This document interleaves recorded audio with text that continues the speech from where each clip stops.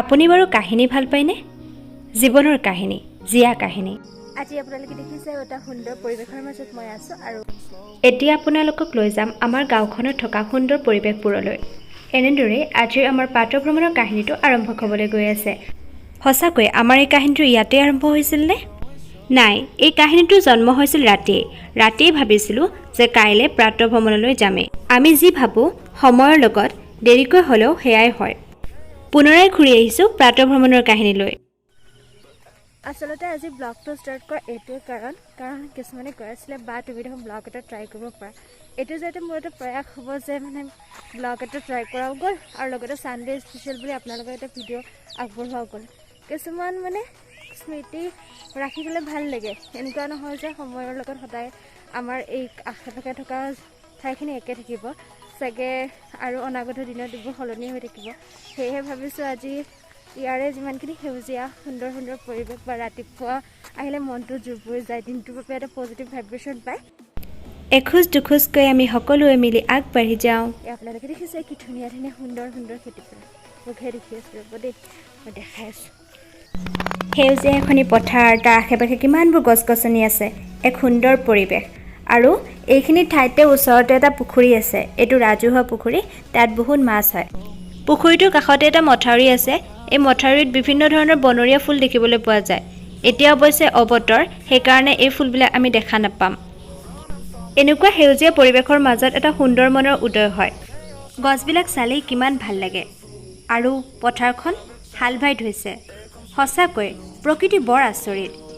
কৰোণাৰ সময়খিনিত মানে আমাৰ জীৱনত ইমান প্ৰভাৱ পৰিছে। আগতে আমাৰ মানে ঘৰত থাকিবলৈ মন গৈছিলে আৰু সেনেকৈ ৰাতিপুৱা যিসকলে অভ্যাগতভাৱে ওলায় তেওঁলোকে কিন্তু বিশেষকৈ মোৰ ৰাতিপুৱা ওলাবলৈ ইমান মন যোৱা নাছিলে।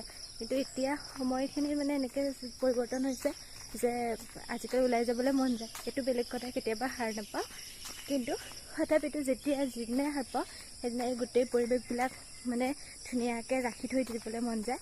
আৰু পৰিৱেশবিলাক মানে কি আৰু এটা ভাল এটা দিন, ভাল দৃশ্য চাই আহিলে দিনটোৰ বাবে এটা ভাল লাগি থাকে মনটো, সেইটো এটা বিশেষ কথা।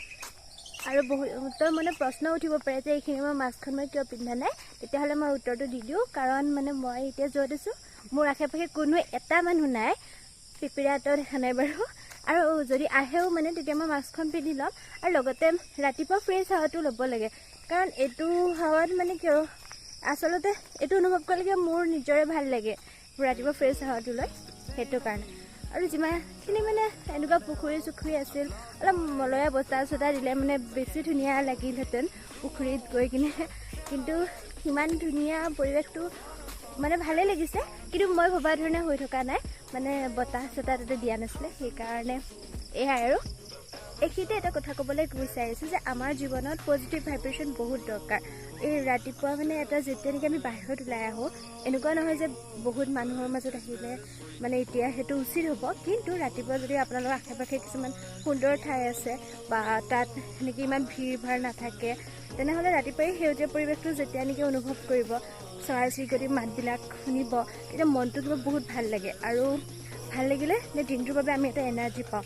এতিয়া মই বাৰে বাৰে তললৈ এইটো কাৰণে চাইছোঁ, কাৰণ তলত মানে মই অকলে আহি আছোঁ আৰু তলত এনেকুৱা বহুত যিহেতু কেইদিনমান আগতে কি দিছিলে, বৰষুণ দিছিলে, সেইটো কাৰণে অলপ ইয়াতে বোকাবিলাক জমা হৈ আছে, যাতে মই তাতে বাগৰি নপৰোঁ, সেইটো কাৰণে আগতে লোৱা ছেফটি। সৰুতে আপোনালোকে দুটা শালিকা বিশ্বাস কৰি পাইছিলনে? আমি কিন্তু খুব কৰিছিলোঁ, বিশেষকৈ পৰীক্ষাৰ সময়ত। ইউটিউবৰ ভিডিঅ'ৰ বাবে 4টা দিন ধাৰ্য কৰিছিলোঁ, সোমবাৰ, বুধবাৰ, শুক্ৰবাৰ আৰু স্পেচিয়েল চানডে বুলি, বিশেষ ৰবিবাৰ বুলি। সেই ৰবিবাৰ দিনাখন মই আপোনালোকক এনেকুৱা ধুনীয়া ধুনীয়া ঠাইবোৰলৈ লৈ যাম, ধুনীয়া ধুনীয়া কিছুমান অভিজ্ঞতা দিম আমাৰ আশে পাশে থকাবিলাক। এতিয়া বাৰু খোজকাঢ়ি যাব লগা হৈছে, কিয়নো চাইকেলখনো মোৰ হাতত বৰ্তমান নাই। আৰু মামাৰ স্কুটিখনলৈ ৰৈ আছোঁ। ইণ্টাৰ ডিষ্ট্ৰিক্ট বন্ধ হোৱা হিচাপে এতিয়ালৈ স্কুটিখন হাতত পৰাহি নাই, কিন্তু অনতিপলমে পৰিব। আৰু যেতিয়াই পৰে যিমানখিনি আশে পাশে ঠাই আছে, বিশেষ বিশেষ ঠাই, তাত মই আপোনালোকক নিশ্চয় লৈ যাম। আৰু কিছুমান ধুনীয়া ধুনীয়া অভিজ্ঞতা হ'ব, কিয়নো আমাৰ সদায় এটা ইচ্ছুক আমাৰ অন্যৰ ঠাইবিলাক জানিবলৈ বা তেওঁলোকৰ ঠাইবিলাকনো কেনেকুৱা, কিবা এটা অভিজ্ঞতা হ'ব।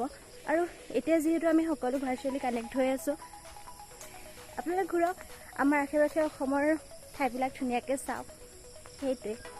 আগত আৰু এটা পুখুৰী আছে, সেই পুখুৰীটো বৰ ধুনীয়া। কেনেকুৱা লাগে জানো আজি দেখুৱাম ব'লক পৰা। আপোনালোকৰ লগত কথা পাতি পাতি কেনেকৈ গাঁৱৰ এটা মূৰৰ পৰা আন এটা মূৰ পালোঁ গমেই নাপালোঁ।